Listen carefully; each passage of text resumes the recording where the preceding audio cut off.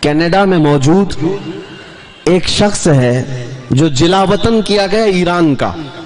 اس خبیث نے میرے آقا صلی اللہ علیہ وسلم کی شان میں گندی کتاب لکھی اور وہی کتاب وہی پخانہ ڈاسنا میں پہنچا اور یہ وہی کھا کھا کھا کر کے وہی اگلتا رہا. اسے لگا کہ یہی پوری کتاب اوریجنل ہے. نبی پاک صلی اللہ تعالی علیہ وسلم کے متعلق جتنے بھدے الزامات اس پہ لگائے گئے، وہ کہتے ہیں نا چوہے کو ہلدی کی گھاٹ مل جائے تو سمجھتا ہے میں بنیا ہوں. اس نے حضور کی ذات کو پڑھنا تھا تو بخاری شریف پڑھ لیا ہوتا، میرے آقا کی سیرت پڑھنا ہوتا تو مسلم شریف ترمذی شریف پڑھ لیا ہوتا. بخاری اور مسلم اور ترمذی کی بات تو بہت دور کی ہے. نبی پاک صلی اللہ تعالی علیہ وسلم کے ناخنوں کی عظمت بھی تجھے پتہ نہیں ہے. تم نے پڑھا کس سے؟ کینیڈین گستاخان رسول نے جو بھدی کتابیں لکھی وہی تمہارے پاس آئی اور اسی کو بیس بنا کر کے کہنے لگ گئے، حضور کی ذات پر کیچڑ اچھالنے لگ گئے اور کہنے لگے کہ میں محمد کی حقیقت بتاؤں گا. نعوذ باللہ. ظالموں، تم نے دشمنوں کی کتاب پڑھ کر کے میرے آقا کو پرکھنے کی کوشش کی.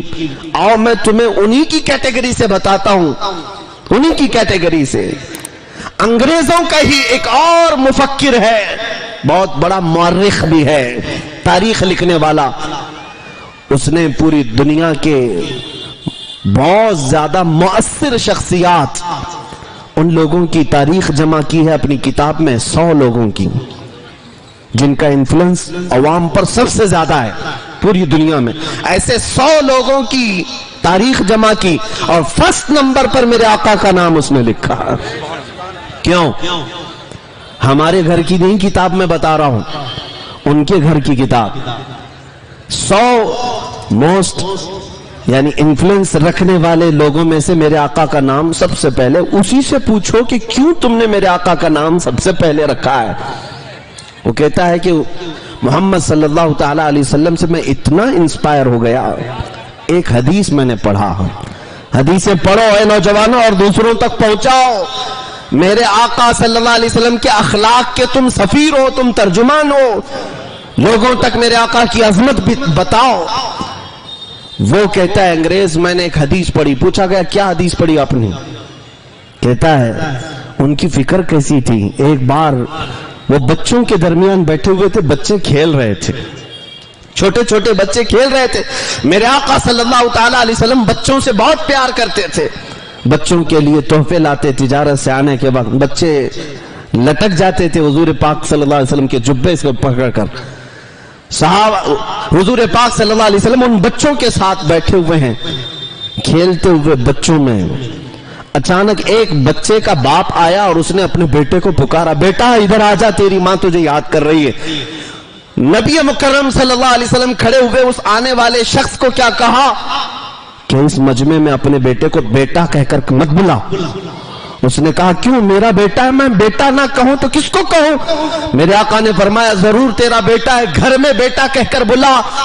اس مجمع میں کئی یتیم بچے کھیل رہے ہیں جن کے باپ نہیں ہے. اگر تو اپنے بیٹے کو بیٹا کہہ کر بلائے گا ان یتیموں کو اپنے باپ کا احساس نہ ہو جائے اور مجھے ان کی تکلیف کا زیادہ احساس ہوتا ہے. یتیموں کا ماوا، یتیموں کا ملجا میرا آقا محمد صلی اللہ علیہ وسلم. یہ کون لکھا ہے؟ یہ ہمارے گھر کی کتاب نہیں ہے، انگریزوں کا ایک بہت بڑا مورخ ہے، دانشور ہے، اس کی لکھی ہوئی کتاب. انٹرنیٹ پر سرچ کرو اے نوجوانوں اور ان پاکھنڈیوں کو بتاؤ کہ یہ اسی جماعت سے آئے ہیں جن کے فضلے تم کھا کھا کر کے یہاں ہندوستان میں گند پھیلا رہے ہو.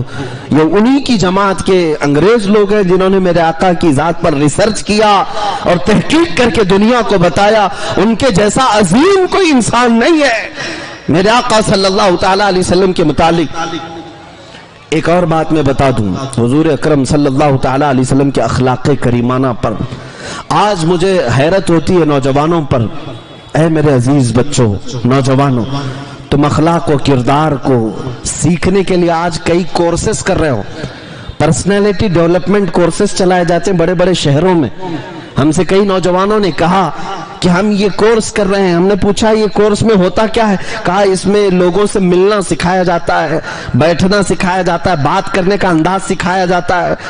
کھانا کھانے کا طریقہ سکھایا جاتا ہے کہ بڑے لوگوں میں، رچ لوگوں میں کیسے تم لوگ بیہیو کرو گے، یہ پرسنالٹی ڈیولپمنٹ سے تعلق رکھنے والی چیزیں سکھائی جاتی ہیں۔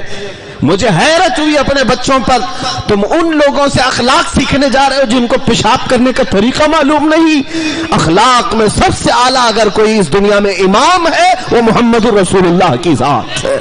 نبی پاک صلی اللہ علیہ وسلم نے خود ارشاد فرمایا بعثت لأتمم مکارم الاخلاق، میں بھیجا ہی گیا ہوں اس لیے کہ سب سے اعلیٰ اخلاق تمہارے سامنے پیش کروں، سب سے اعلیٰ اخلاق تمہارے سامنے پیش کروں۔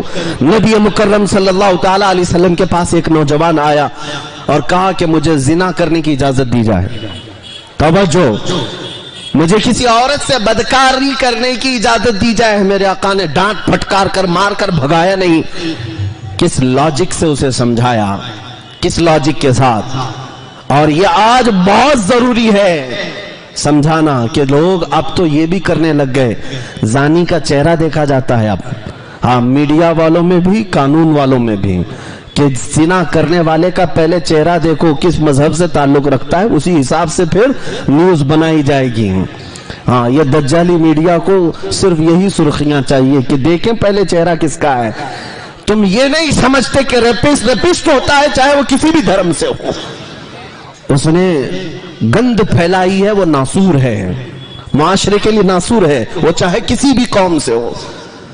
اگر میرے دین کا ہے، میرے آقا نے تو بہت سخت سزا سنائی، ہم یہ نہیں دیکھتے ریپ کرنے والا کون ہے۔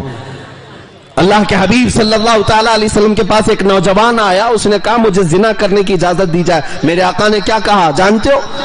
حضور نے فرمایا آؤ بیٹھو ادھر، تم سے کچھ باتیں میں کرتا ہوں، کچھ سوالات کرتا ہوں۔ کہا میرے آقا صلی اللہ علیہ وسلم نے کہا تمہاری ماں ہے، زندہ ہے؟ کہا ہاں ہے، میری ماں ہے۔ کہا تم اس بات کو پسند کرتے ہو کہ کچھ دوسرے لوگ تمہاری ماں سے زنا کر لیں، اجازت دو گے؟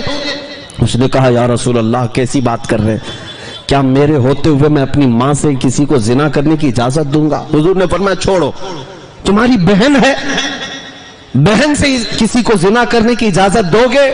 اس نے کہا ہرگز نہیں، میری بہن تو ہے لیکن میں کسی کو آنکھ اٹھانے کی بھی اجازت نہیں دوں گا۔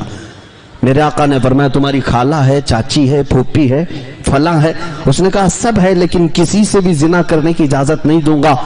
میرے آقا نے پھر مسکرا کر کہا جس عورت سے تو زنا کرنے کی خواہش کر رہا ہے اے نوجوان، یقیناً وہ بھی کسی کی بہن ہوگی یا بیٹی ہوگی یا خالہ ہوگی۔ جیسے تیرے دل میں احساس ہے اپنی گھر کی عورتوں کی عظمت کا، اسی طرح دنیا کے ہر فرد کو اپنے گھر کی عورتوں کی عظمت کا خیال ہے۔ جیسے تجھے پسند نہیں تیرے گھر کی عورتیں زنا کریں، اسی طرح کسی اور کو بھی یہ پسند نہیں کہ ان کی بہنوں سے تو زنا کرے۔ اس نوجوان نے اٹھ کر کے توبہ کیا، میرے آقا کی نصیحت دل میں ایسی اثر کر گئی، اللہ اکبر، پوری زندگی بھر کبھی اس طرح کی خواہش دل میں آنے نہ پائی۔ میرے عزیزوں، اللہ کے حبیب صلی اللہ تعالی علیہ وسلم نے وہ اخلاق کریمانہ اس معاشرے کو دیے، شراب پینے والوں کو بند لگایا۔ کیوں؟ یہ نظام میرے مصطفیٰ کا نہیں ہے کہ ایک طرف لائسنس بھی دو اور دوسری طرف ڈونٹ ڈرنک اینڈ ڈرائیو لکھ کر کے لگایا جائے۔ ہاں ایک جگہ یہ لکھ کر کے لگائے شراب پی کر گاڑی مت چلاؤ، اور شراب کون بیچ رہا ہے؟ تم ہی بیچ رہے ہو۔ ایک طرف